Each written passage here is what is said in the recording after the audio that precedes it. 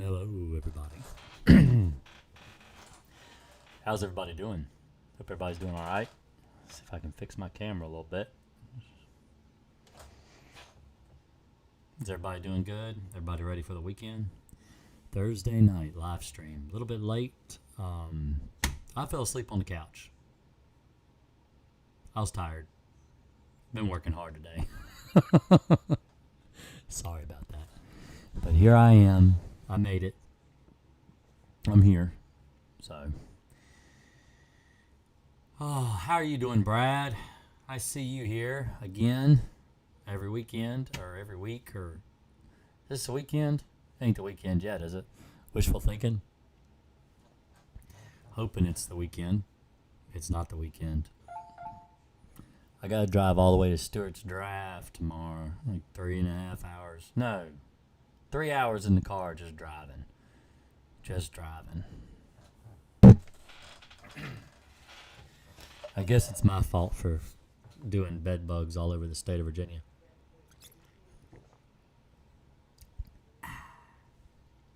Water.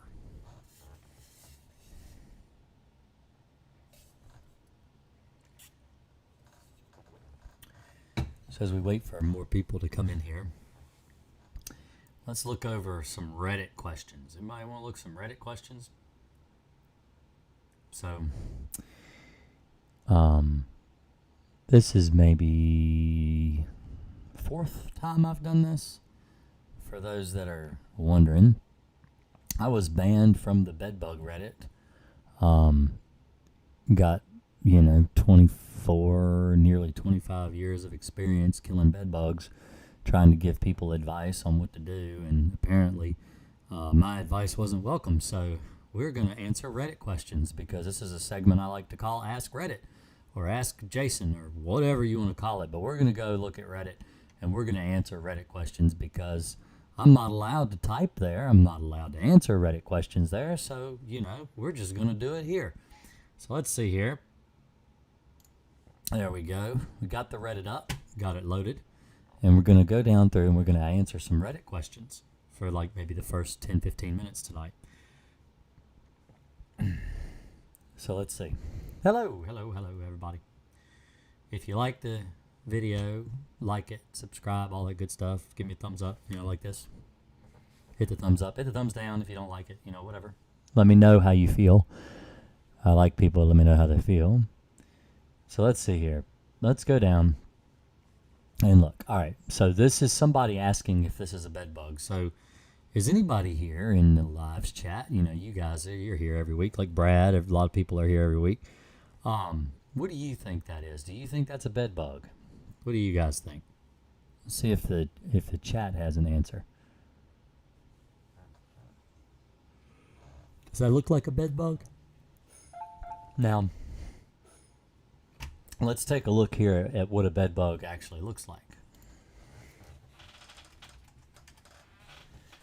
All right.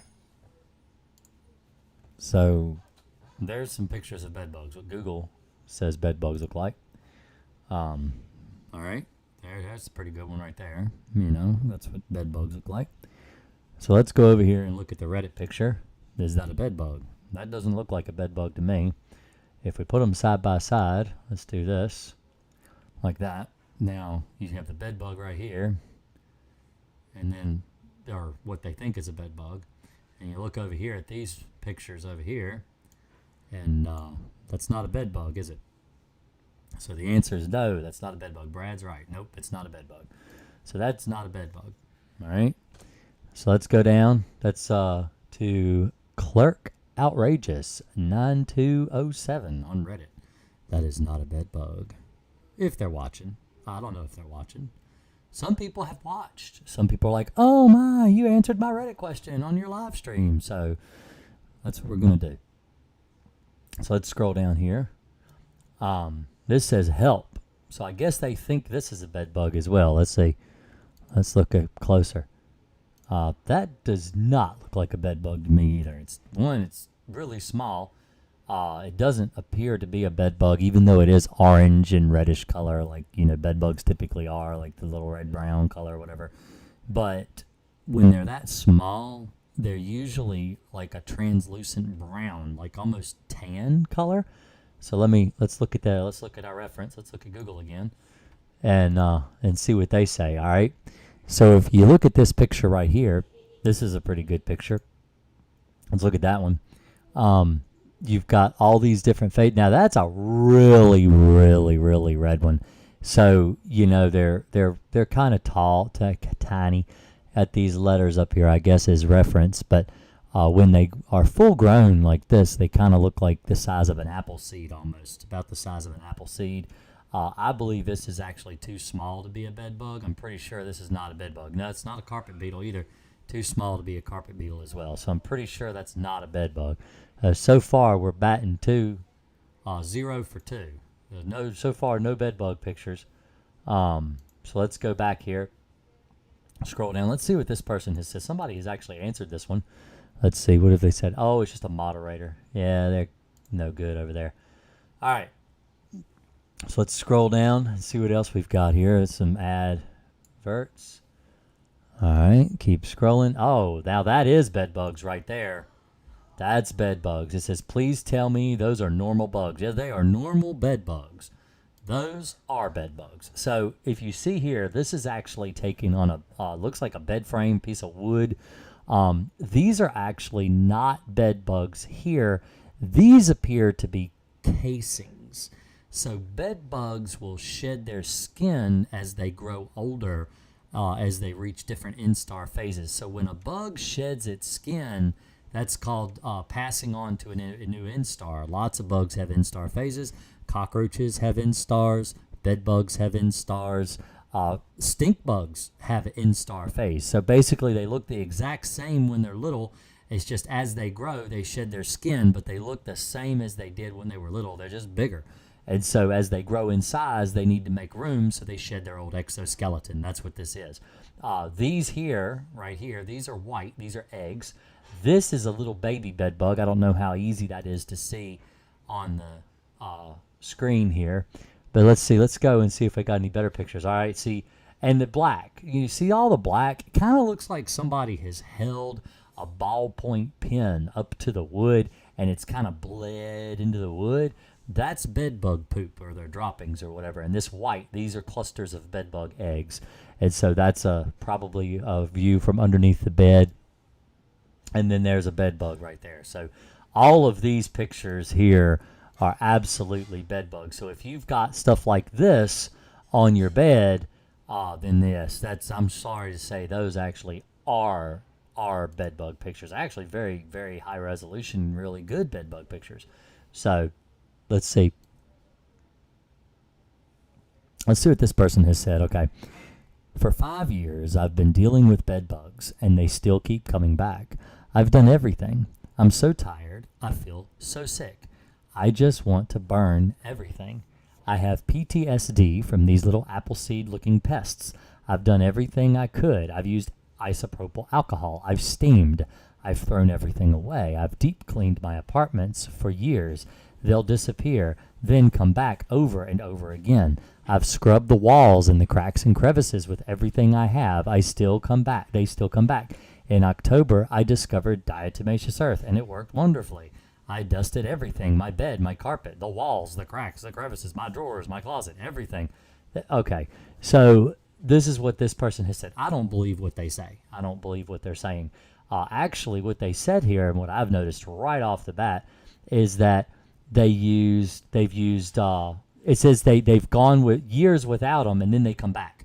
So that is actually, and they say they can't get rid of them. Yeah, they right out say they can't get rid of them, yet they admit that they did get rid of them. They admit they did get rid of them for years, and then all of a sudden they come back. So you get rid of them, and then they come back. One of the things is that they live in an apartment. You can't control people in an apartment building. You can't control what they have. You can't control what they bring into their apartment. You can't control your neighbors. And so what happens typically in neighboring apartments is people end up getting bed bugs, and then they try to get rid of them by doing what this person right here is doing, like using alcohol and all kinds of stuff that's highly, highly, highly repellent, including diatomaceous earth, highly repellent to bed bugs. And they end up chasing the bed bugs all over the building and end up giving them to everybody else because they don't really know what they're doing. Diatomaceous earth is actually very harmful when you go and you use it all over your bed, sleep in it, and breathe it in. A lot of people will say, "Oh, well, I use DE, but I wear a mask when I apply it. I'm very safe. I'm not I'm not gonna breathe it in because I use a mask when applying it." And then they say things like this, like, "Oh, well, I'm using it all over my mattress," and then you're sleeping in it. Do you think you honestly aren't breathing it in when you sleep in it? You're gonna hurt yourself. Oh yeah. You might get rid of your bed bugs, but you're gonna end up harming yourself in the meantime. So this is one of the reasons I get kicked out of forums like this, is because you see these posts. These people on this this bed bug Reddit, they like to promote things that make people sick. They like to promote treatments that aren't effective, and that and then when you try to explain to the people that they're going to make themselves sick, you get banned, which is typically what happened to me and friends of mine too that have also tried to help people through the bedbug Reddit. But anyway, there's my soapbox. So let's see what else we've got here. Scroll down. That is not a bedbug. That's a beetle. So they ask if this is a bedbug. That's not. That's actually a beetle. So then scroll down here. Let's look at this. This is just pictures. I don't know what this is. It says, stayed at a hotel, blood on the sheets. They think it's bed bugs. Okay. That's not a sign of bed bugs, all that. That's just because there's blood on the sheets. I mean, people can have a bloody nose. And then somebody has a picture here they think might be a bed bug that looks more like a piece of skin. Let's see. It's not a bed bug. Let's scroll down here. That's not a bed bug either. That's like a little beetle. Okay. So does anybody, what's everybody think this is? Is anybody watching? Let me know. What do you think this is right here? Let's look up close. What is that? Is that a bed bug? Do y'all think that's a bed bug? They don't really have anything here for reference as far as size, but they think this is a bed bug. What do y'all think? I'll tell you what I think it looks like. It doesn't look like a bed bug. Not to me.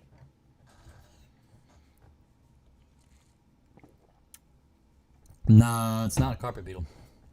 Too flat to be a carpet beetle. Carpet beetles are round, kind of like ladybugs. They're small, but they're round like ladybugs. That's too flat.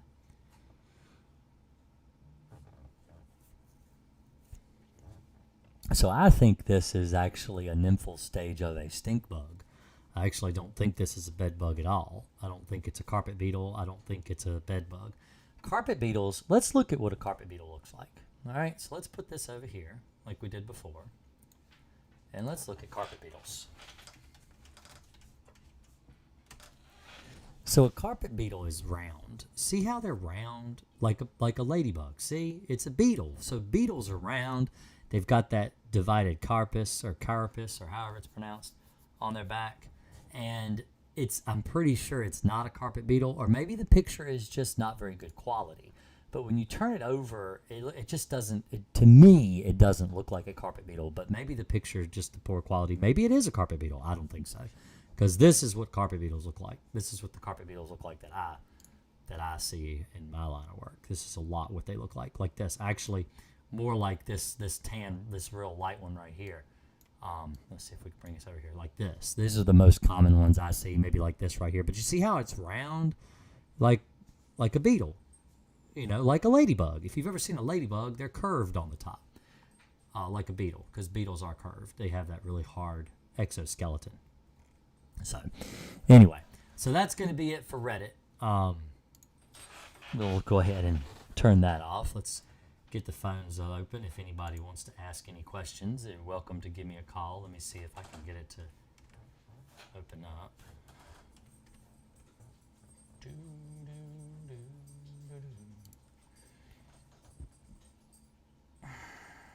My computer has changed. Like it has changed. What has happened? Holy cow, I think I need to reset my computer. That's the problem. I haven't reset my computer in a long time. See if I can find Skype now. Let's look over here. See if it's over here.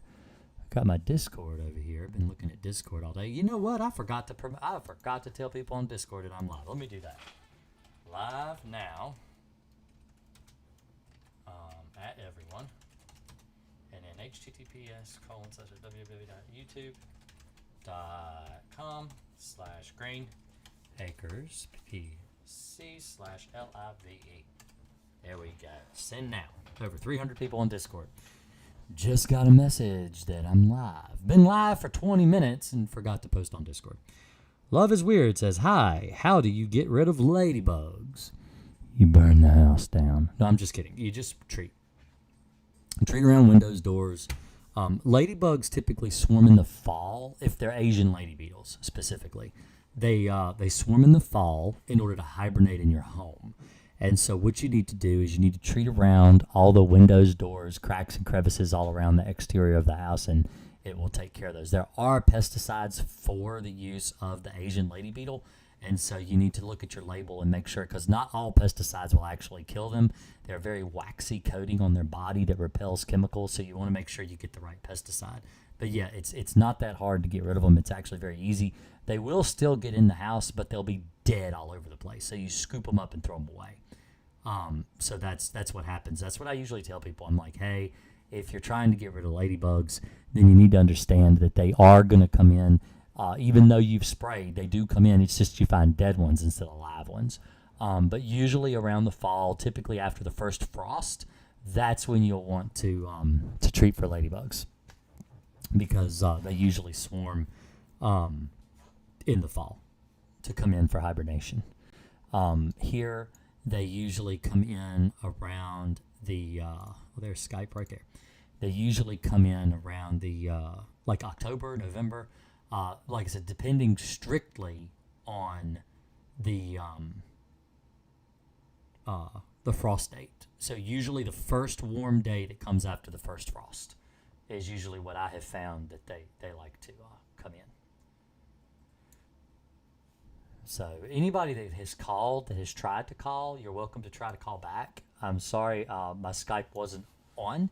It actually wasn't working. I couldn't find the app. I couldn't open it, but it's open now. So anybody that tried to call earlier, you're welcome to call back. I do have a voicemail, but I can't listen to voicemails live because people will give personal information like their phone number, and I try not to give phone numbers live on the air so everybody doesn't try to call you. So if you did try to call, and somebody did, please call back. So see if I can bring back up my chat. My chat has gotten taken down too, and I want to be able to see you guys chatting. So there we go. I'm literally about to spray right now, thanks to your channel, CJ. Are you spraying for bed bugs? That's what everybody knows me as, the bed bug guy. Let's see. Playlist of Dreams says, what steps should I take with my luggage or clothes to prevent a bedbug infestation when I come home from vacation? So you want to preemptively treat your luggage before you leave for vacation. You want to treat the trunk of your car, places that you store your luggage. That's what I do, and it works. It keeps me from bringing bedbugs home. So what you do, Crossfire is actually labeled for the use of luggage. You can use it on duffel bags. You can use it on, purses, stuff that you take and throw in the trunk, suitcases and stuff like that. Now, I don't ever spray the interior. The label isn't specific. It doesn't say whether or not to spray the inside, outside, whatever. And so I usually just treat the exterior and let it dry. It usually takes about maybe 25 minutes, 30 minutes or so for it to dry. I don't use a lot. I'm not going to saturate my luggage. I don't recommend doing that. You just kind of lightly mist the outside of the luggage and then sit it and let it dry. And then you can use it, put your clothes in it on vacation. I usually let it sit for a couple days before I actually pack to go. It does have a residue that'll last for about 30 days, so you don't have to worry about it, just because you treated it like 3 or 4 days ago. It'll still be effective to use. Even if it's a week from your vacation, you can still use the bags and take them with you on your trip. treat your car, treat around the trunk of the car. I do have videos showing how to treat your car, and this way you know the safe places to apply the pesticide in your car where it's going to be the most effective. Because typically the places that bed bugs like to go when you have them in your car is they like to go over to the edges. So like around your running boards, seat belts, places they can squeeze into. I mean, imagine your bedroom and the bed bugs running to get up underneath a baseboard or around a quarter round or something like that, or maybe a crown molding. They're going to want to be near the edge of the room, and the car is no different. They like to be near the edge of the car. So if you drop your luggage in the back, here, let's look. Let's see if I can explain this better in a drawing with Jason. So let's use paint, and let's see if we can find a good picture.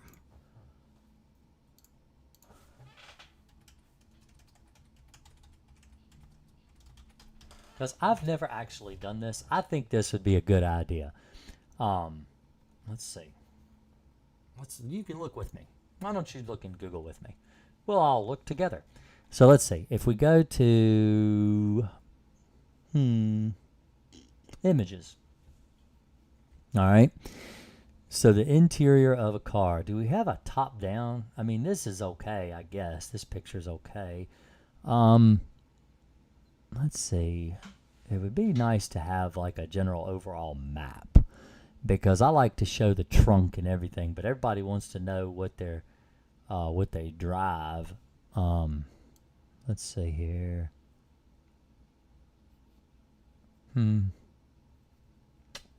This is my dilemma. Let's use this one. This looks okay. Let's copy this image and let's use paint. All right. Oh, that's really big. That is a huge picture. Resolution. Come on, let's get smaller. A lot smaller.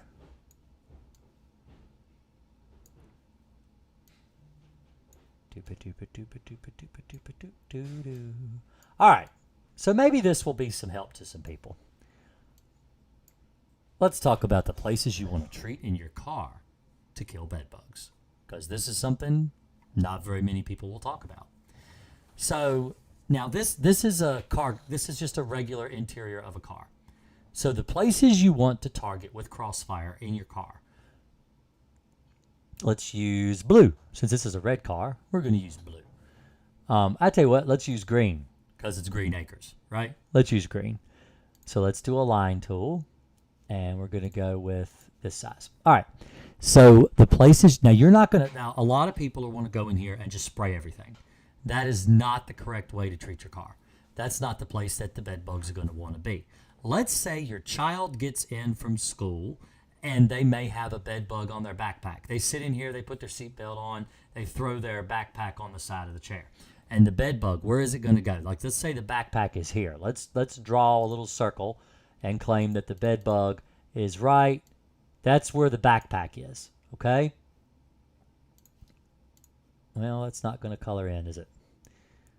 All right, well, let's do this, because I have a problem with OCD. All right, so there's the backpack. It's a nice, beautiful backpack. It's obviously a Hello Kitty backpack from the design. I'm just kidding. But anyway, let's say there is a bed bug on this backpack, because that's usually the place that people pick up bed bugs.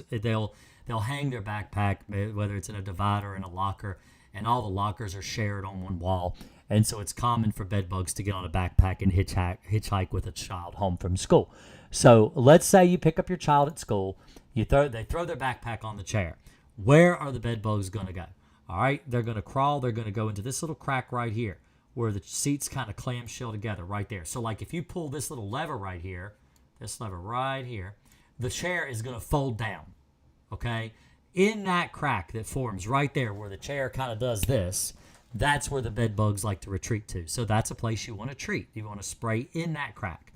You also want to treat down around the seat belts, little clasps things, or whatever they call it, little button there.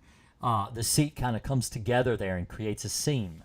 So you want to treat down inside that hole on both sides, there and there, because there are going to be two seat belts. It's going to be one on this side, one on this side. Maybe you got two that go through because you got somebody sitting in the middle console. This console is also a place where bed bugs would like to live. So you want to pull that console down and you want to treat in there. Okay. Now, not all cars have like an armrest in the middle, but if they do, you want to open that up and treat inside there. You also want to treat these areas right here on the running boards. There's going to be one on each side, on the passenger side and the driver's side. You'll want to treat around these little things that the chairs, I don't know what they're called. I'm not in automotive, but it's where the seats actually bolt to the floor. You'll want to treat all along there. And then where this seat actually sits on the little shelf right here, all along this part, all along there. And so just the edges. You don't spray the whole floor. You don't spray the whole chair. Those are the places you want to target for bed bugs. There's a piece of like a little thing here. Like, see that little crack right there? Like right there and right there. Those are spots the bed bugs like to go to. Because you got to think about it. Let's say they're not in your backpack. Let's say they're in your pocket or on the side of your jeans or something like that. And you sit there. The place they're going to go is because your butt is right here on the chair. They're going to go right here. They're going to go right here. Okay, so those are the places you want to target. Right along these cracks, along here, and along this crack here, and along here where the chairs bolt to the floor. Those are the places that you want to target for bed bugs in your car. And it's the same for the front seat. Exactly the same setup, except you have a spot where your feet go, where you're driving, where your gas pedals and your brake pedals and stuff like that are. And so you want to treat around there just like you do around here. And those are the places you treat for bed bugs in the car. It's not a lot. It shouldn't take you more than 5 minutes to treat your car. It's a fast, quick thing. Honestly, it'll take you longer to clean your car if your kids are messy little swine like mine are. My kids are disgusting in the car, and so if they're gross, it may take you longer. But let's see if we can find a picture of a trunk, because I want to show you where to treat in the trunk, because the trunk is the most important. There's a good picture right there. So let's look at this. This is a Jetta, looks like. Actually, they're trying to sell some kind of a special mat that goes in the floor of a Jetta. But let's copy this image, and we're going to paste that over here. So now let's look at the trunk. All right, so here's the trunk of a car. Let's put that over here. That's a good spot. That way we can I can go over the interior and the trunk. So you got your trunk open. Now this car here looks like it might even be an SUV, but either way, it's the exact same treatment. You open the trunk, and the places you're going to treat in the trunk are going to be around the edges. Like here, this is a place bed bugs will go. Because you got to think, if you put your suitcase right in here on this little mat right here, the places that the bed bugs are going to go are going to be around the edge here, the left and the right. They're going to be maybe right here where that mat goes against the edge of the trunk, right there. And they're going to go right here where those seats fold down, because it looks like they have latches where the seats actually fold in. So if you needed bigger cargo space, you can actually fold the seats down and use those for extra storage. But that's a place you want to treat. You see, are you getting the whole idea here? You don't treat the middle. You don't spray the whole trunk. You just treat around the edges, because that's where bed bugs are attracted to those areas. Bed bugs like to live in the cracks and the crevices around the edge of the trunk of your car. So those are the places you want to go. If you set a luggage down and a bed bug falls off of your suitcase, it's going to go to those spots. It's going to naturally crawl to one of those places and try to hide. It may try to go into this little seam right here, but that's where they go. They squeeze into the cracks and the crevices around the car. So those are the places you treat. And you should always give it time to dry.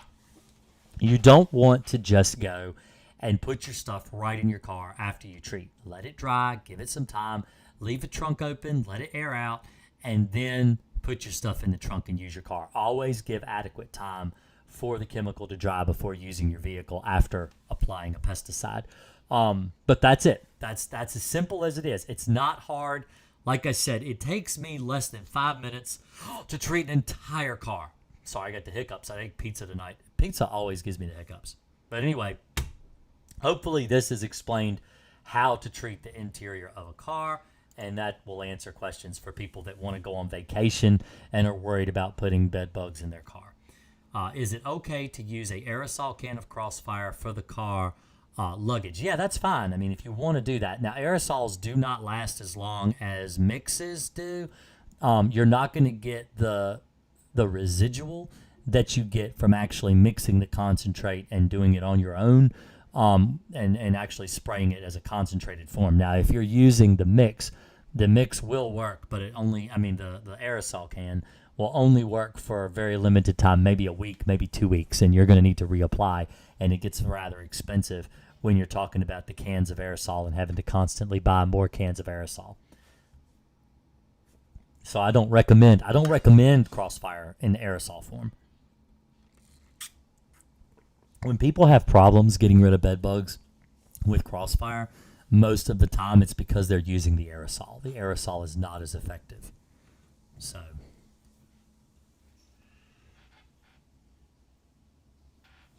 try to back away from the mic when I yawn. I'm pretty tired. I had a full day today. Termites and rats and mice and just, I'm tired. I get to this point where in the mornings I'll wake up and I'm like, oh boy, it's live stream day. This is going to be great fun. And then I work all day. And then I look at my wife and I'm like, I am so tired. I just don't know if I have it in me to get on. And I would rather just go to bed and go to sleep. But here I am. I can't not live stream. So I'm here. I made it. But I'm exhausted. I'm not looking forward to the drive tomorrow either. So, I mean, it's my fault. I decided to do long distance bed bugs all over Virginia. I go all over Virginia. But, when you get estimates from competing companies in Northern Virginia for like $12,000 to get rid of bed bugs, I mean, that's crazy. It's like, I'm willing to drive. I can do it a lot cheaper. And so I'll just drive up there and do it. I'd rather compete and force prices down so other people can afford local bedbug work rather than having me drive 3.5 hours. So, hey, Stacy, how are you doing tonight? You doing good? Hope you're doing good. You're welcome. I don't know why you say thank you, but you're welcome. Did you ask a question earlier? No.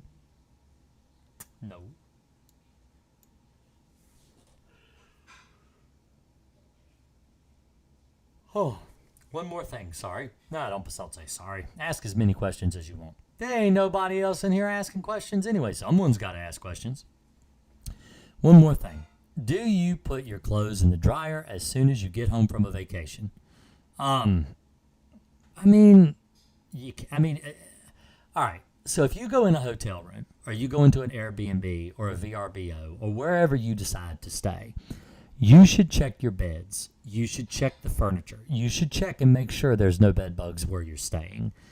If there are bed bugs and you have to stay there and you don't have an option of changing rooms or changing locations, then that is when I would, be more, extensive and try to dry my clothes when I get home and stuff like that.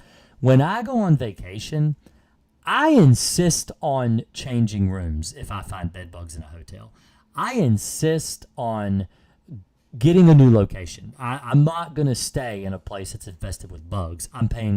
I usually pay a lot of money to go on vacation. I have got 4 children. There is 6 of us. If we stay in a hotel, we have to get joining rooms because there is too much of us, and I am not going to pay if they're going to force me to stay with bed bugs. I am very, how do I say this? I'm an asshole. When it comes to bed bugs, I am sure that the managers are like, man, I hate this guy, because I am absolutely going to be a jerk if they are going to try to force me to stay with bed bugs. I am not going to be a happy person, and they are going to know it, and everybody's going to know it if I'm forced to stay somewhere with bed bugs. So they don't make me, because I'm not gonna. But if you go in and you find bed bugs, I highly recommend being like me and demanding a new room, because you have got to stand up for yourself and don't let these people try to take advantage of you. But if for some reason you do end up having to stay there, then when you get home, take your luggage, take your laundry and stuff, and throw it in the dryer. I do dryer first, then wash your clothes. Don't wash your clothes first, because you don't want to get them in the water and then evaporation is a cooling effect. And so it's going to be much better if you put them in the dryer first, let it run for about 30, 45 minutes, and then do your laundry like you normally would. And also, when I go out of town, I don't use local laundromats. I take enough clothes, like even if I go on a cruise or, if I'm on an airplane flight, I will pay extra to have an extra bag of luggage. I mean, like I said, it's 6 of us, 4 children and 2 adults. Or actually, technically, it's 3 adults because Rory's 19 now. So if we all go on a trip together, that's 3 adults and 3 children. That's a lot of clothes. I will pay extra for an extra luggage bag on an airplane just to have to keep from having to go to a local laundromat, because I don't like to do laundry where people are taking their bed bug clothes and their cockroach clothes and all that stuff. I'm just too paranoid. Many years ago, when me and my wife first got married, we didn't have a washing machine, so we had to go to the laundromat. I opened up the dryer to put my clothes in the dryer, and a cockroach crawled from around the lid of the dryer. And so it's like, I can't do it. I just can't do it. I would rather take extra clothes and just do an extra couple loads of laundry when I get home than having to, wash clothes. So that's a tip from me, is don't use a laundromat if you can avoid it.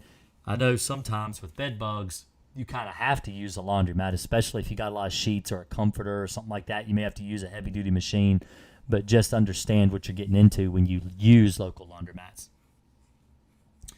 How do you get rid of bed bugs on a mattress and box spring? You spray the mattress and box spring. So let's answer that question. Let's do another drawing with Jason. Let's show how to treat a mattress and box spring. Now, I've done this in previous live streams before. I'm not one of those people that's like, oh, I've already talked about this. Go look at other live stream. Let's do it. Let's see, mattress. All right, images. Let's do this one. This is a good one. Copy image. And let's open up Paint again. And all right.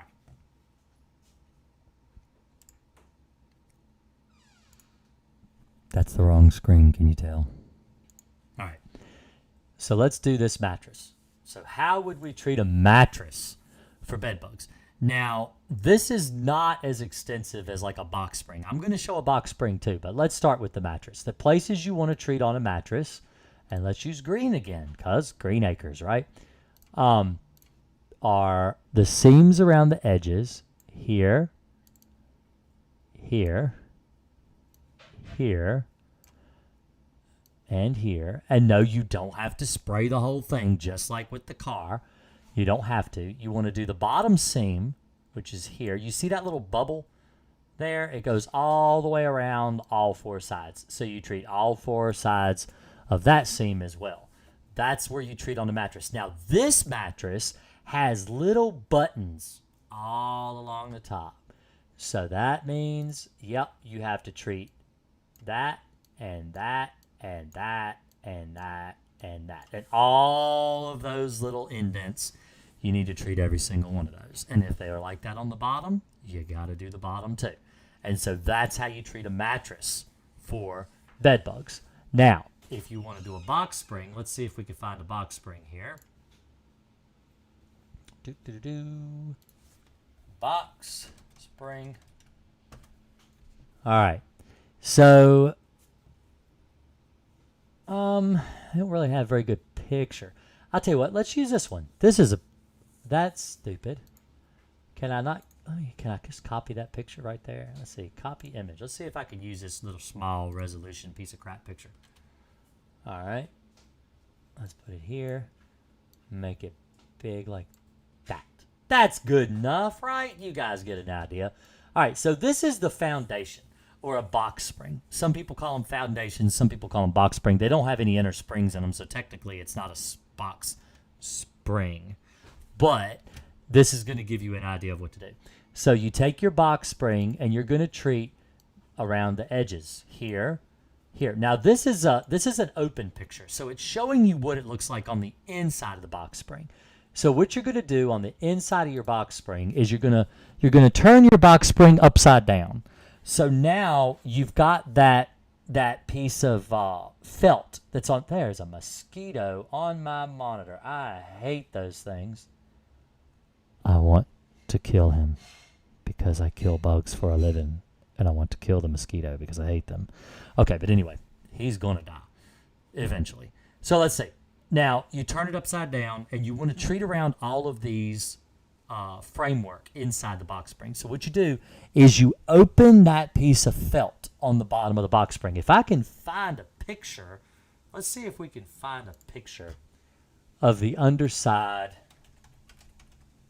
of a box spring.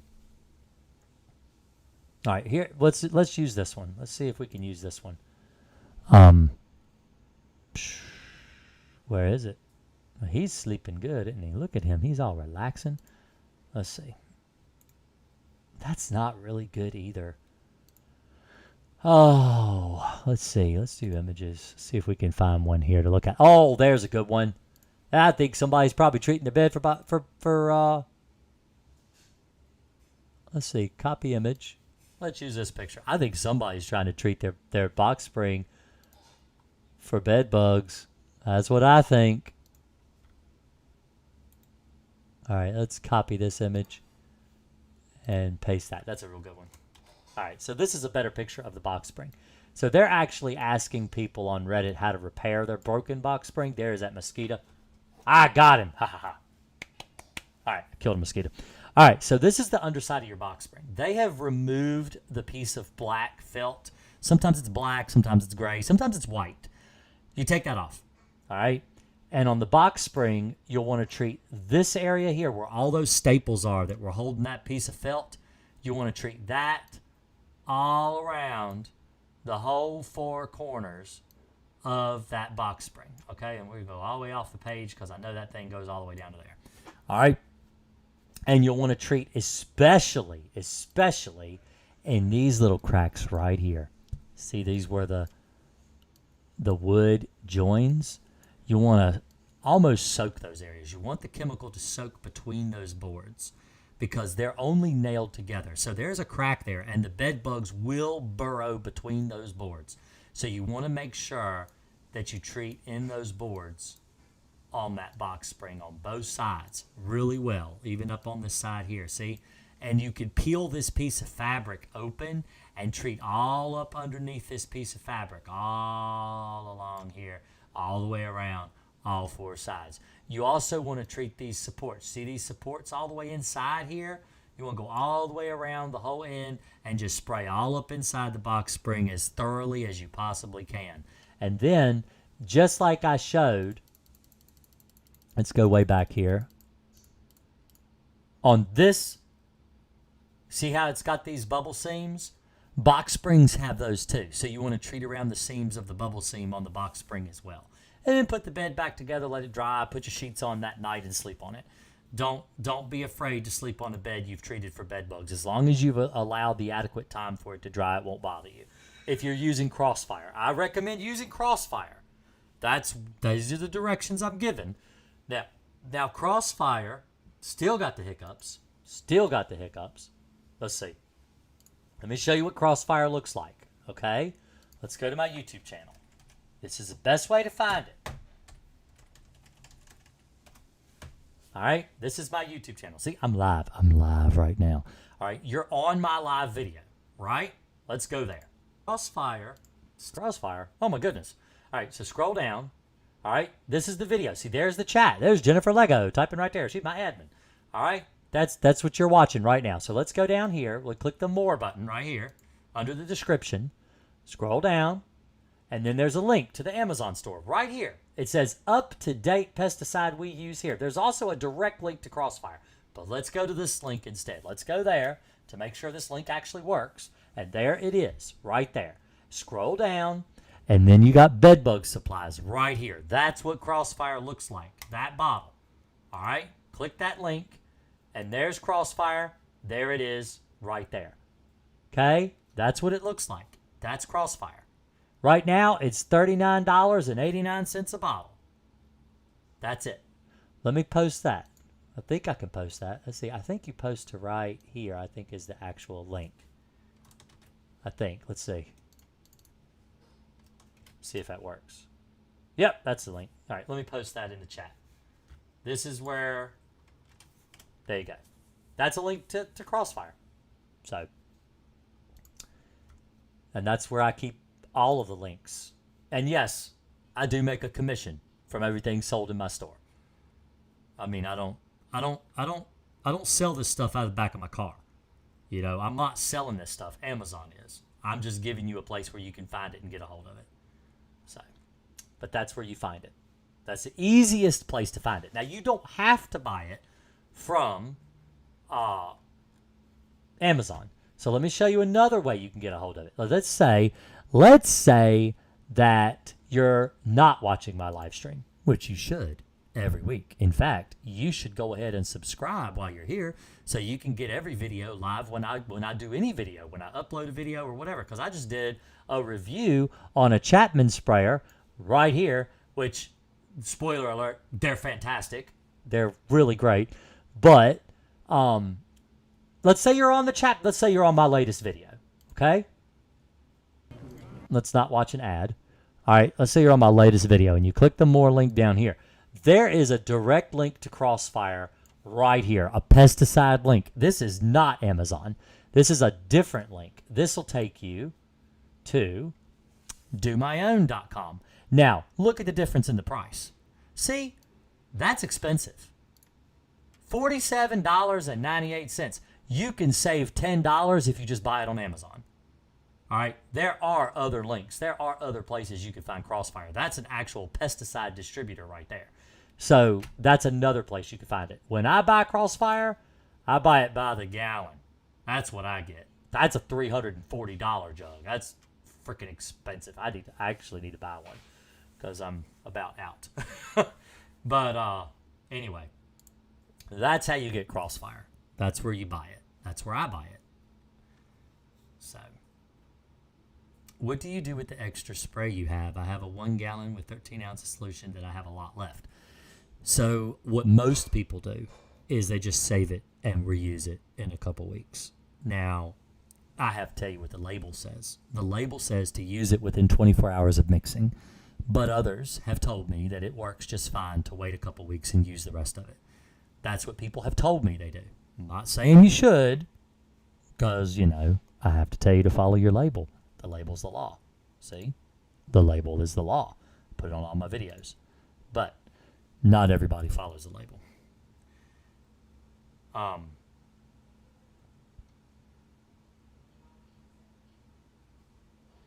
That's what my box spring looked like after my roommate got cats. Yes, when I had cats, they tore off all the fabric underneath my box spring too. I have a regular cheap sprayer. Will it work? Thank you. Yes, most of the time. The sprayer I reviewed, I have a lot more sprayers to review. A lot of stuff. But the 1 gallon Chapman sprayer, let's see. This one right here. This is what I just reviewed. This is fantastic. It's plastic. It's not as nice as a B&G, which is the equipment that I use, but this is not bad. This is actually very easy to do a bedbug job with, and it's only $42. So it's quite a bit cheaper than a B&G. I mean, if you go on Amazon, you're looking at B&G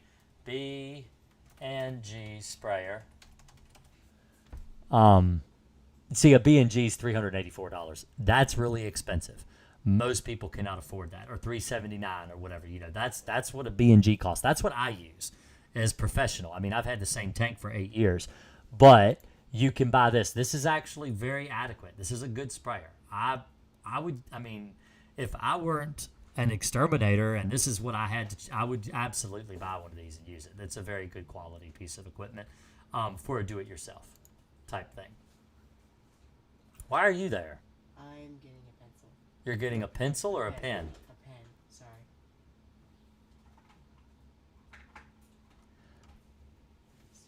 I don't think he realized I was talking to. I think he thinks I was talking to myself. All right.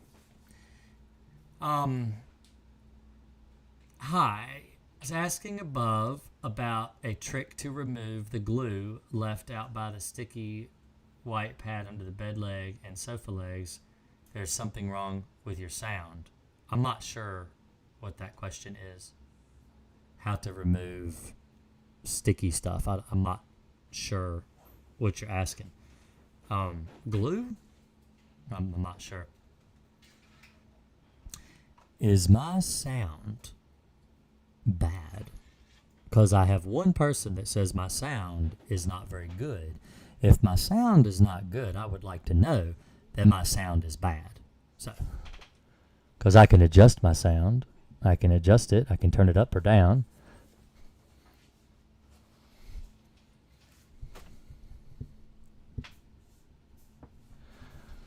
Might need glasses, I can't read.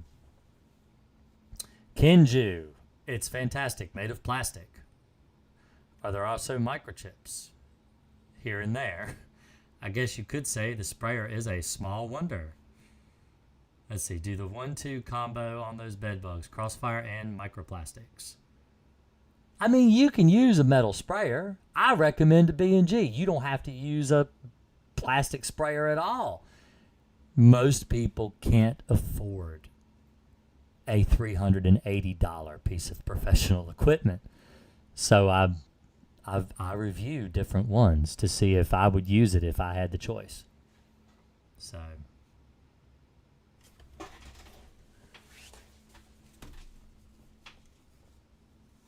it's very difficult. Taking off my socks, my feet are hot. It's very difficult for me to find the right distance to be from a microphone. I mean, I have a pop filter. So I've got this pop filter here. And I can put that there and I can talk on that.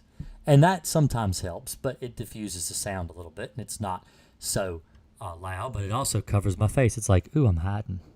Can you see me? I'm hiding, you know.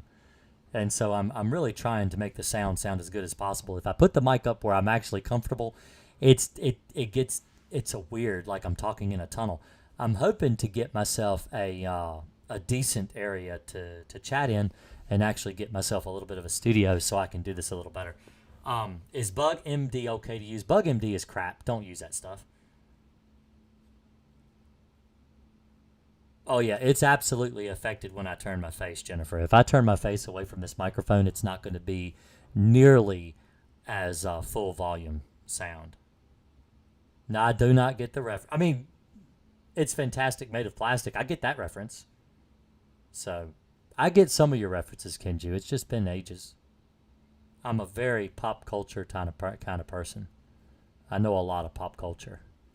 My wife, there was a video on TikTok we were watching earlier where they were asking how you can age yourself in your 30s. And so she said, what's your favorite boy band, NSYNC or Backstreet Boys? Because my wife is in her 30s. I thought that was a pretty good one. And so I'm in my 40s, and I said, what do you like more, Transformers or G.I. Joe? And then I said, did you want the Knight Rider car? Did you want Kit, the Knight Rider car, when you were growing up? Because Knight Rider was an 80s show, and I grew up in the 80s. I was born in 81. So,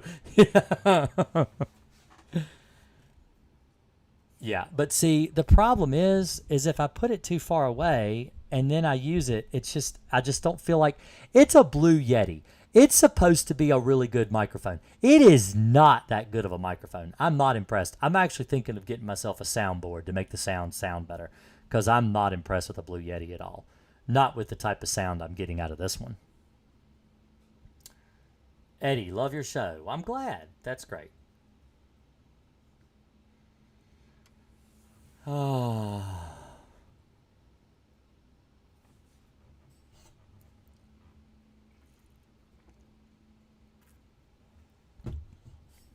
Knight Rider was great. I like the Knight Rider.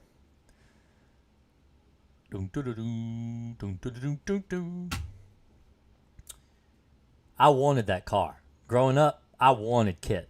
There was a really cool kit that was like, it was huge. It was really big, and they sold it at Toys R Us. And I wanted that thing. It had the moving red light on the front and everything, and it talked. You could push the button, and it would say different phrases. Man, I wanted that car so bad growing up. But I settled for a He-Man mask instead. I had that monster from He-Man, the orangey looking guy. I can't remember what his name is, but I got that instead. And He-Man underwear. Of course, I would run through the house in my He-Man tighty whities saying things like, I've got the power and the power of Grayskull, because I'm an 80s kid. I grew up in the 80s. So, yes, Mr. Feeney was the voice of Kit. That is correct.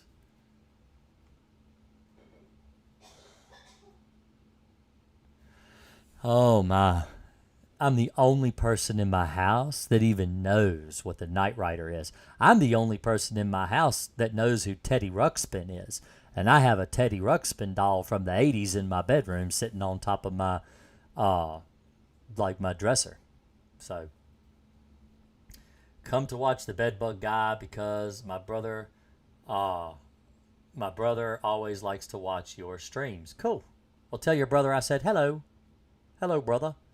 What up? How you doing, man? You doing good?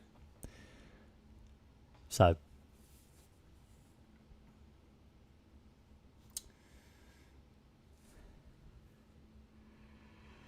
I feel old. I'm getting old.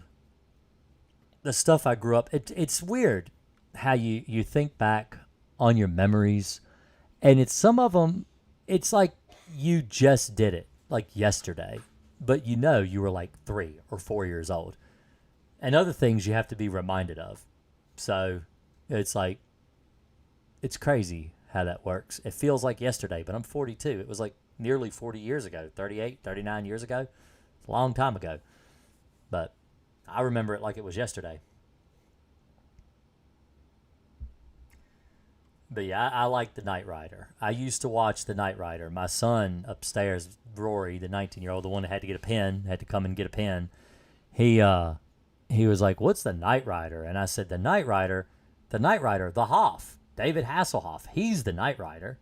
He's like, "Who's that?" And I'm like, "Oh, oh." Mostly known for Baywatch, but he also was the Knight Rider. 44 in July as of a few months ago. I need reading glasses to see my phone. I don't need glasses yet. The thing is, I've got this setting on my microphone, and I can never tell if I'm turning it up or down because it's kind of upside down. Let's turn it that way and see if that helps. Does that help? Let's see. Let's just keep a testing. See, I can't tell. I can't tell what the gain is set to. I think that's the gain. I usually have it like right around in the middle because I feel like that's the best setting for it. I wish the Mark V. Oh yeah, the Mark V on Speed Racer. There's a blast from the past. I almost bought the little white model. They used to sell the model car at Walmart back when Walmart sold cool stuff. I used to get the little model cars. I had a Dale Earnhardt. I had all of the Star Trek models from the early original Enterprise all the way through to the Next Generation. I had Deep Space Nine. I had all the models. And the Klingon shit, a Bird of Prey, and all those too. And I even had a what's that one that the X-wing fighter? Is it the X-wing that Luke Skywalker flew in? I can't remember, but I had all of the Star. I was big into like Lost in Space, Star Wars, Star Trek, all that stuff growing up. So. But yeah, I almost bought that Mark V for the Speed Racer. Go Speed Racer! Yeah. Didn't really watch a lot of Speed Racer growing up though, but I knew what it was. I had a lot of friends who watched it. So. Yeah. David Hasselhoff was in SpongeBob, but I'm talking about when he was younger. Let's see here.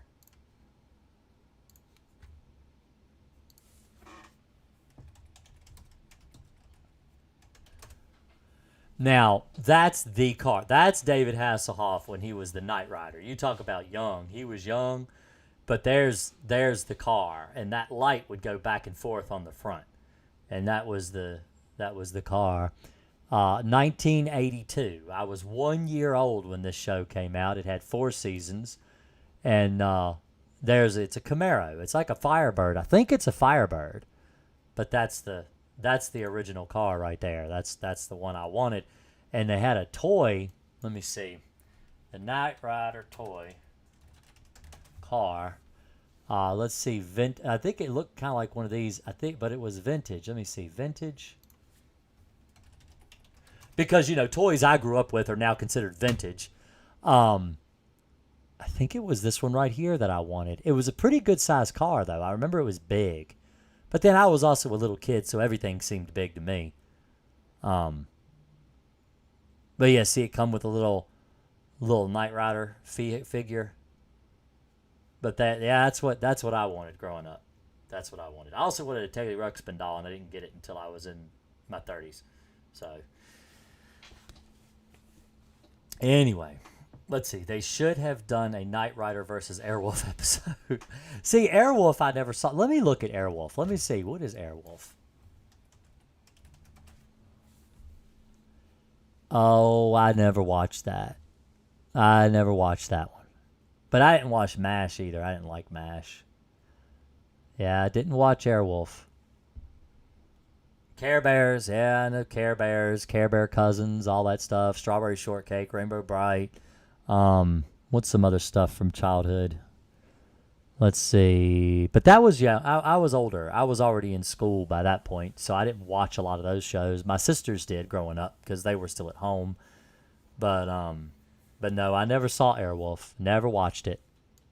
Sorry.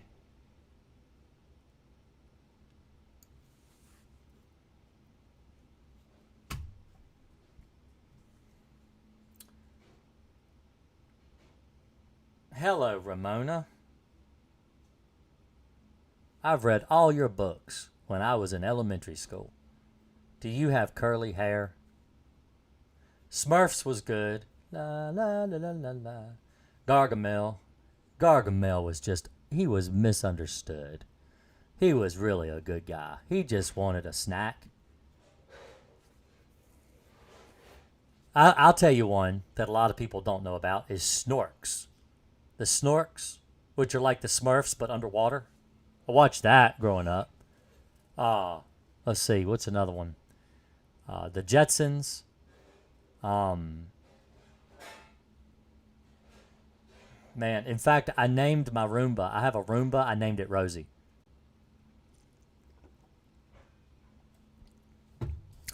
They've got these shows on TV now, though, where they show a lot of the older TV shows, like the old Looney Tunes and stuff.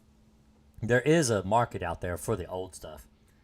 And my mom wouldn't let me watch the Smurfs because the Smurf voices gave her headaches. That's great. Yeah, I like the Smurfs. I watched the Smurfs. See, what's other? I love the Looney Tunes, like Tweety Bird and Sylvester Cat and Yosemite Sam, Bugs Bunny. I liked the Looney Tunes. The Looney Tunes were a lot of fun. Tom and Jerry, they were good. I liked those. Very violent compared to what's on TV nowadays, but I liked it. I thought it was funny. Dennis the Menace was good. I watched Dennis the Menace cartoons. I got older. I watched stuff like the Rugrats and Hey Arnold and those old Angry Beavers and stuff like that. But as far as like the 80s cartoons, they were really good. I like the 80s cartoons. Toad and Frog and Little Bear, yeah, I've seen those.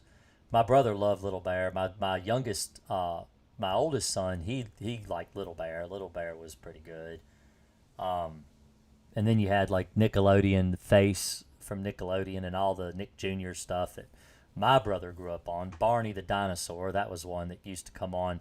A lot of people don't know Sandy Duncan used to be on the early Barney the Dinosaur. Those are the ones you used to get from the library on VHS. And we'd watch those with my sister. My sister really, really liked Barney growing up. She had a Barney raincoat and everything. She liked Barney. But that was later on. The earlier shows growing up, like the old original Sesame Street and Mr. Rogers and stuff like that I watched growing up. They were different. They were better. I liked them better then. The newer shows for little kids were really, really just garbage. I really don't like them at all. But Punky Brewster, DuckTales, what's another one? Tailspin, Rescue Rangers, Darkwing Duck. I can draw Darkwing Duck. So I like Darkwing Duck. Darkwing Duck was great. It was hilarious. We're really talking about a lot of bed bugs and bugs tonight, aren't we? Talking about old nostalgic TV shows.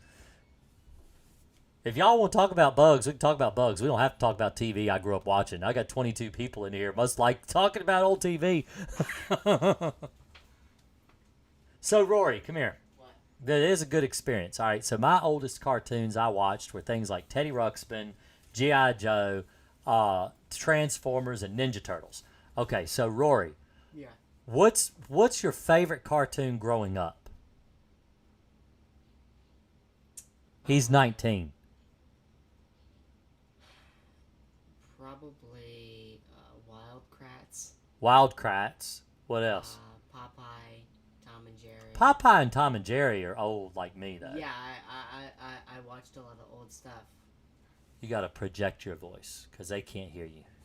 I said watched a lot of old stuff. I watched, Popeye. What's that show you really liked with the weird cartoon boys? It was like weird, really weird. Really weird. Yeah, really weird. Yeah, I know She-Ra. Ben 10. Ben 10 was stupid. Yeah, that was No, a stupid no. show. That was a good one. No, that was my stupid. childhood. Yeah, that's just stupid. Teen Titans, Batman, Spectacular Spider-Man. Kenju says he wasn't allowed to watch G.I. Joe because they said kick butt. Really? Yeah, they did say that. That's Ed, and Eddie. very... But no, I'm thinking. No, what is that? Phineas and Ferb. Oh, yeah. That is a stupid show. That I watch one episode and I've lost 40 brain cells. It's a brain cell a minute. They just disappear as you're watching that. I can't stand that show. Phineas and Ferb is stupid. But Bozo in Chicago, I used to watch that. Transformers is good. Transformers is good, but Bozo was good. Bozo, you have to get the ball in the bucket, and you used to just wish that you could be on that show so bad. So you could, I could throw in all the way up to number 10. I just knew I could do it. Those little ping pong balls.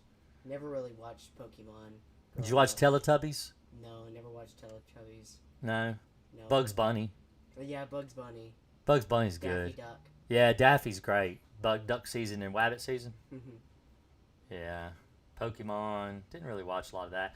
I watched, I know She-Ra. My sisters love She-Ra. I didn't care a lot for She-Ra, but I did like He-Man. You've showed me a few things of He-Man. That's Yeah, He-Man's great. Animaniacs. Animaniacs is funny. That was funny. You know, there's very few people that know what hello nurse means. But I tell my wife all the time, hello nurse. If y'all understand what that means, you do. You're old like me. Dennis the Menace. Dennis the Menace was good. Dennis the Menace, the old ones from the 80s, they were the good ones. Yeah, Smurfs. Smurfs was old. Yeah, see, you're reading up what everybody's already said. Yeah. Yeah, see, I already went through all that.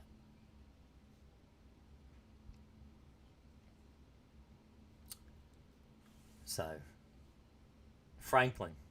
What's that? It's a show. Franklin. I think it's like a bear or something like that. I mean, I like Pokemon. Move back here for a minute.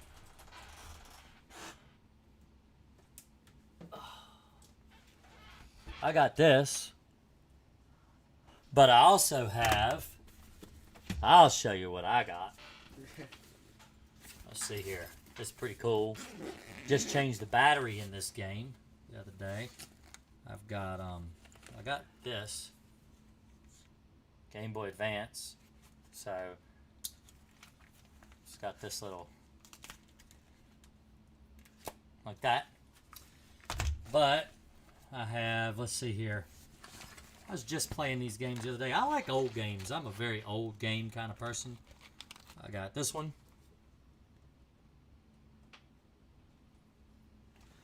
And this one.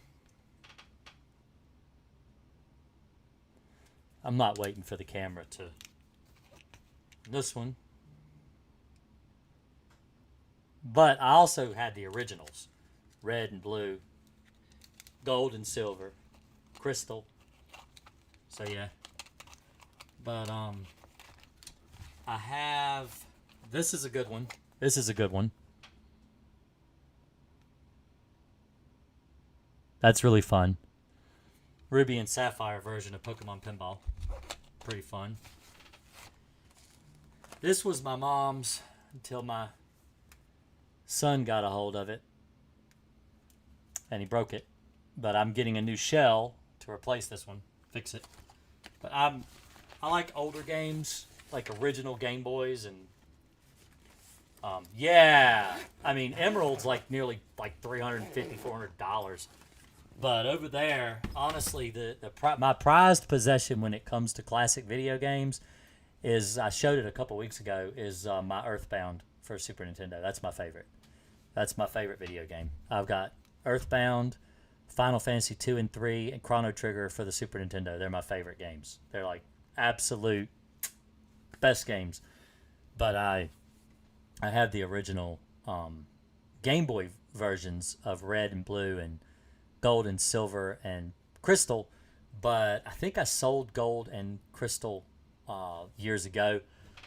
But the thing about Pokemon is when you trade your Pokemon up from older generations, they didn't allow you to trade up from the original Game Boy versions to the Game Boy Advance versions, and so all those old games you just aren't able to use. But I bought the classic versions on the DS, and so I play those. But because I like the old stuff, I like old games. I'm an old man. I like old games. So yeah, Jennifer said hi. You waved, right? Yeah, yeah. He's hanging out. He's moving out. He's gonna move and get his own place in about 3 or 4 weeks. June 20th. Yeah, June 20th. He's leaving. Could be 10 minutes down the road. He's sick and tired of us. He don't want to be around us no more. He's leaving. Gonna go out and make his way in the world. So he getting old. I'm getting old. Everybody's getting old. Better than the alternative, I guess. See, I played on my uncle's old Game Boy. He had Red. We played Pokemon, Dragon Ball, and others I can't remember. Yeah, I play a lot of Pokemon games. Pokemon's fun. I like Pokemon. I played Pokemon before it was a craze. I was playing it when I was a kid. You know, the old, like 25 years ago when it first came out on the Game Boy, I played it. But it was just an RPG. It was a fun RPG. Me and my sister played and traded back and forth. It was a fun game. But now it's just stupid. It's turned into something that's not as fun. And it's really, really heavily marketed. And I just feel like whenever video games go to that state where they're just too heavily marketed, they're just not as fun as they used to be. I still play them, but it's not the same. I still prefer to go back and play the old games. I think old games are just better. They're not, I just think they're better. I just think they're better. Pokemon Black 2 was the first one I played through, and that one was... I have an Atari. I have a Atari. Hey, go get me that box in that room in there with those games in it. Alright. I'll show you something, Jennifer, that I got. Talk about Atari.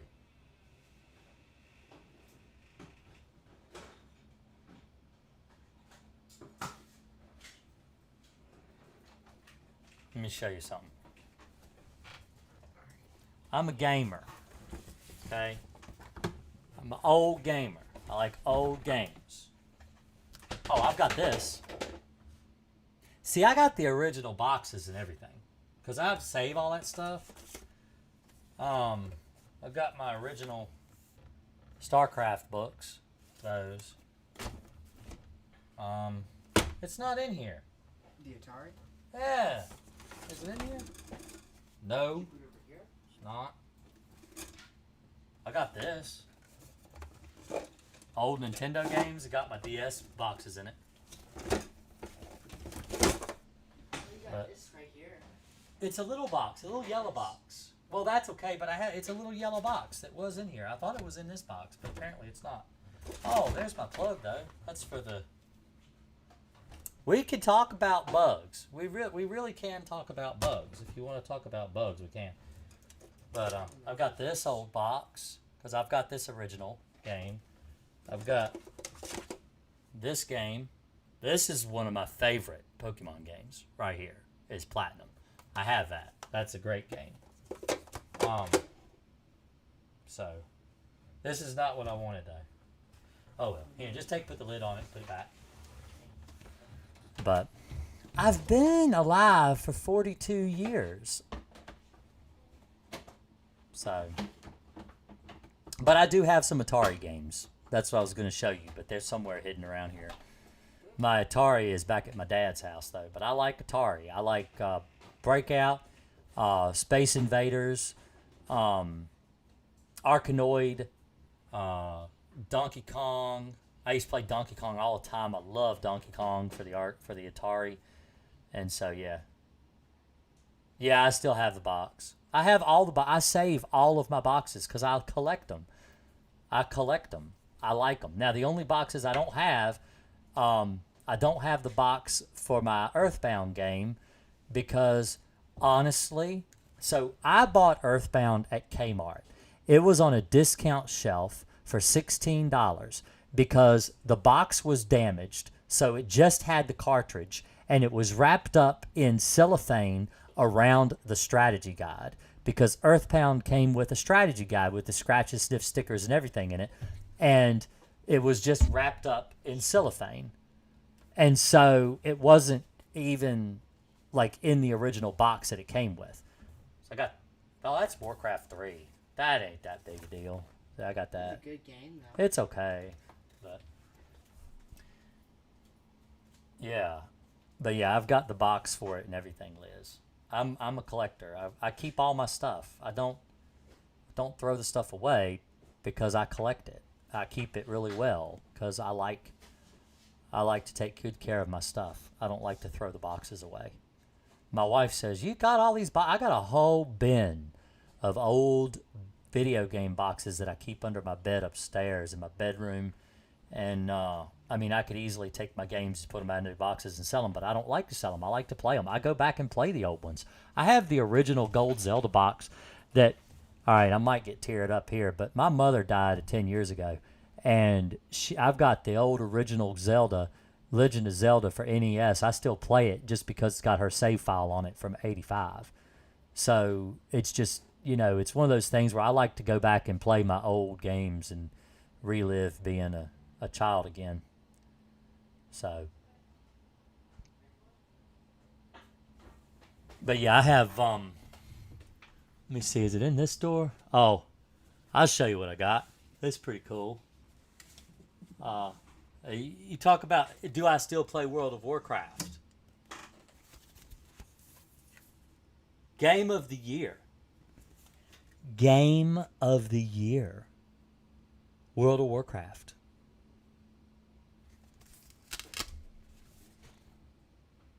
Enter the World of Warcraft. Ooh. This is how they sold it to you, all right? A world awaits. Descend into the world of Warcraft and join thousands of mighty heroes in an online world of myth, magic, and limitless adventure. Jagged, snowy peaks, mountain fortresses, harsh, winding canyons, zeppelins flying over smoldering battlefields, epic sieges, and infinity of experience await. So what are you waiting for? It's the back. That's my original box. I play WoW.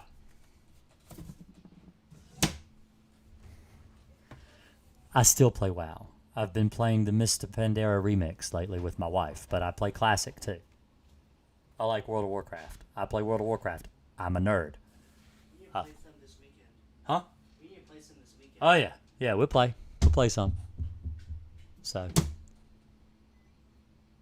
don't think I got anything else within reach. Old stuff like that, but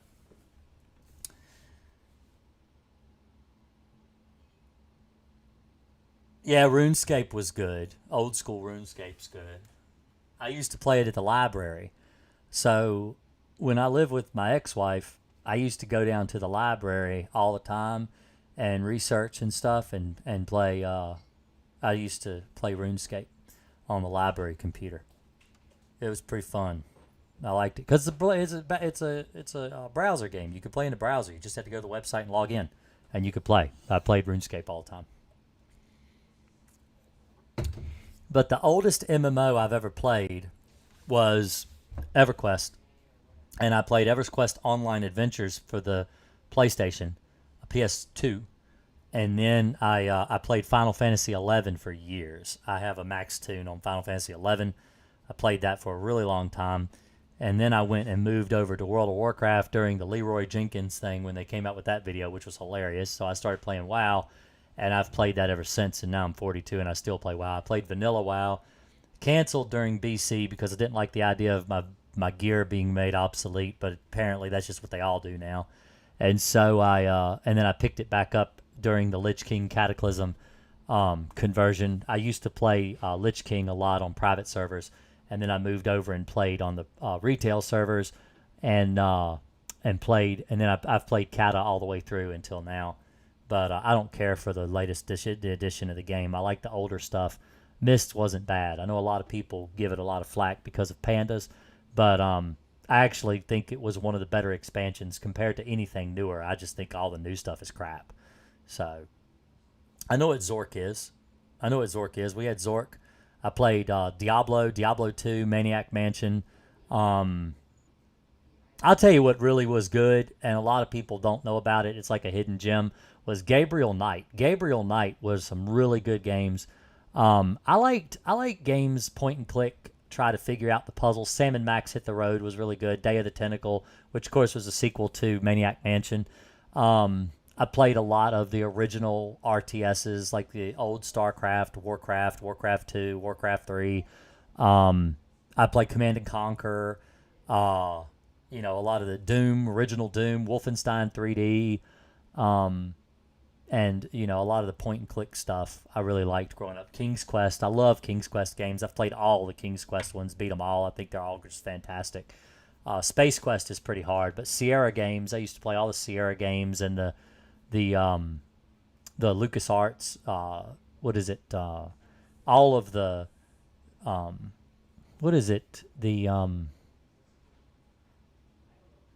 Indiana Jones and Star Wars. They were fantastic for PC. Did you play Donkey Kong Country? Yeah, I have the original Super Nintendo cartridge for Donkey Kong Country.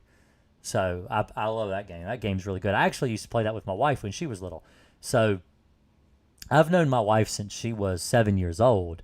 I'm 42, she's 38. So there's like a little less, like maybe 3.5 to 4 years difference between me and my wife. And we grew up together.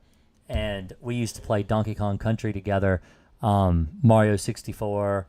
I have an N64. So I have an original N64. I have my original NES. I have my Super Nintendo and all the games that I have for those. And then I also have an Atari, but the Atari's at my dad's house. I have a PS1. I used to have a PS2. I lost that in a divorce. That's something I left with my ex-wife. But I have a PS3, a PS5. My son has a PS4 and an Xbox and all.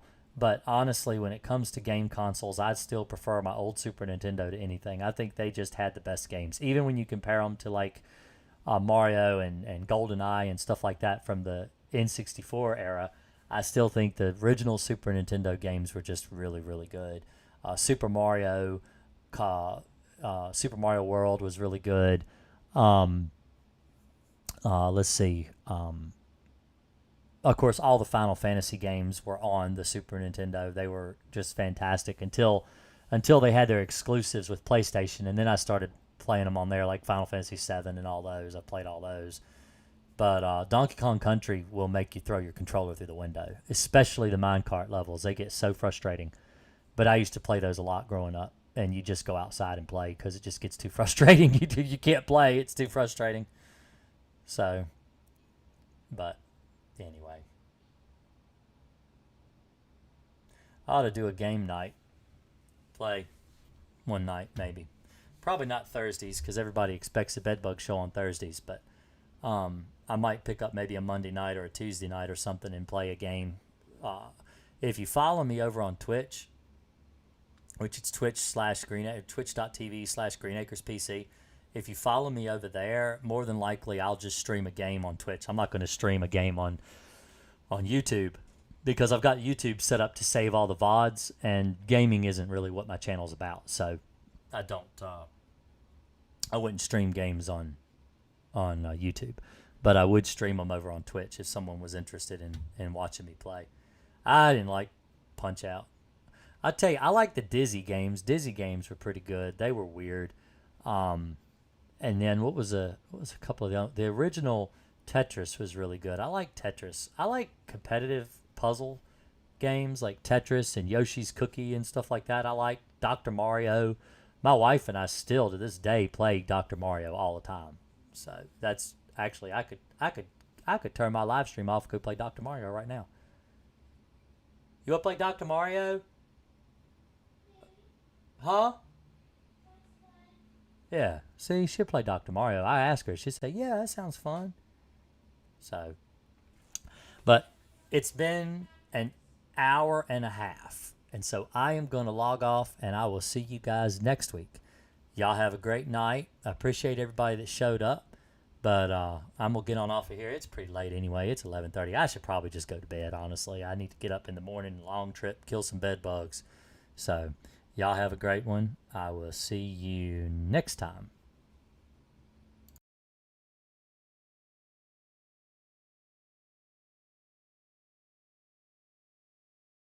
I can't figure out what button to push. There we go. That's what I need to do. Where's my music? So you can listen to me get all upset because I can't find the buttons I need to push. How about that?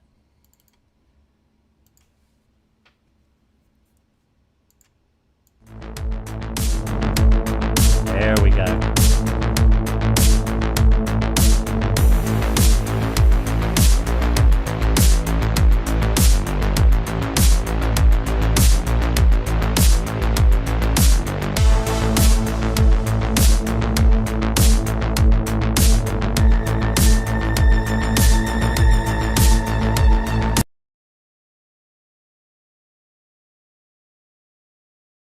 What's your question, Ramona?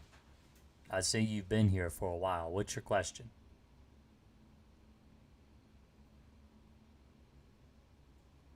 Hello. I'm back. If you're still here, what's your question?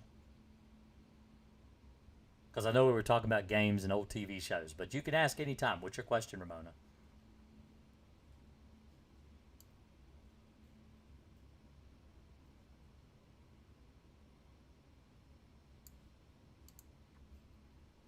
Alpine. What about it?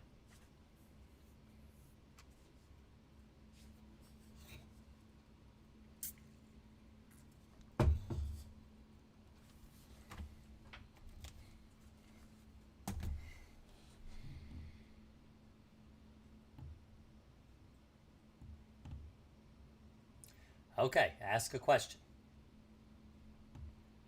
You say Alpine and Crossfire, but that's not a question.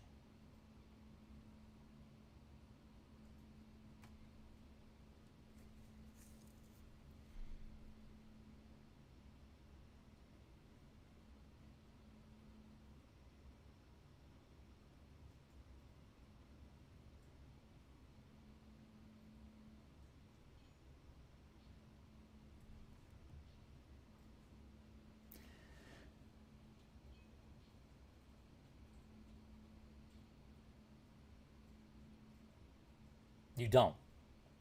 You don't use both. So the question is Alpine and Crossfire, how do I use both? You don't. You use one or the other. You don't use both. So Crossfire is for bed bugs. Alpine is for general use for other bugs. But Crossfire is for bed bugs. If you have a bed bug problem, use Crossfire. If you have an ant problem or a roach problem, use Alpine. Don't use them both. You don't use them both. If that explains. So if you've got bed bugs and fleas, then what you do is you treat for bed bugs first. Go through and treat everything for bed bugs. Then you come back and to treat for fleas, you do a flea treatment. And that's what you would use Alpine for. You don't use Crossfire for fleas. You use Crossfire for bed bugs. You use Alpine for fleas. But you don't use them both together. You use them both separate. So what you'll do is, it's probably easier to get 2 sprayers. You want to get 2-gallon sprayers, one for Alpine and one for Crossfire. Treat with Crossfire first, then come back through and treat with Alpine. But follow my videos on fleas. So if you go to my channel, all right, and you click this little magnifying glass and search fleas, there's a video on how to treat for fleas right here. How to get rid of fleas. Watch that video. That will explain how to get rid of fleas. Okay? I've got lots of videos on bed bugs, but if you go to my videos and you scroll down, my mouse is all messed up. But if you scroll down, let's see. The video you want to look for is this. The best bed bug solution. This video right here. Okay? Let me share that. I'll share it. I'll copy the link. That's the bed bug video. So, that's the one for bed bugs. That's the one you want to watch for bed bugs. So, how much time between... Okay, so if you go through and you treat for the bed bugs first, then you come behind yourself and you treat all of the floors with Alpine. You can do it in the same day. You know, because you're not treating the floor with Crossfire. You're just treating the baseboards and the furniture with Crossfire. But then you come back behind yourself with Alpine and you treat the floor. And that's what kills the fleas. The flea treatment is a floor treatment, not a bed bug treatment. It's a broadcast to treat for fleas. You don't broadcast to kill for bed bugs. That is how you kill fleas and bed bugs together in the same house. I've done this, and so what I do is I go in with a sprayer, and I will spray for the bed bugs first, and then I come back in the house and I use a separate sprayer and I treat for the fleas. So I have 2 different chemicals mixed up in separate tanks, and that's how I do it, and that's what I recommend you do if you're going to do it yourself. And that will kill both bed bugs and fleas, and that is how you do it. That'll kill other bugs too, like ants and cockroaches and stuff too, but you're really targeting both. You're targeting the bed bugs and the fleas, but you have to use 2 different chemicals because Crossfire won't kill fleas. Crossfire is not for fleas at all. It's for bed bugs. So different chemicals work different on different insects, and so Crossfire is not for fleas. So you don't use it for fleas. Use it for bed bugs. Where can I get Crossfire? You just go online and order it. So if you go to let's say you use this video right here. You go to this bed bug video, you scroll down, you click more right here, and there's a Crossfire link right there. You click that link and it'll take you directly to Crossfire like that. Or you could go to Amazon, my page on Amazon, and you can just go down here and click it there and buy it on Amazon directly. And so you can get it there. See? There it is on Amazon. That's how you get it. And so those are the places that I recommend going to try to find Crossfire if you want to get it yourself. So anyway, but I'm going to go ahead and get off here now. I think I've answered everybody's questions. Y'all have a really great night. I appreciate it, and I will see you later. I'm tired. I got to go to bed. So y'all have a good one.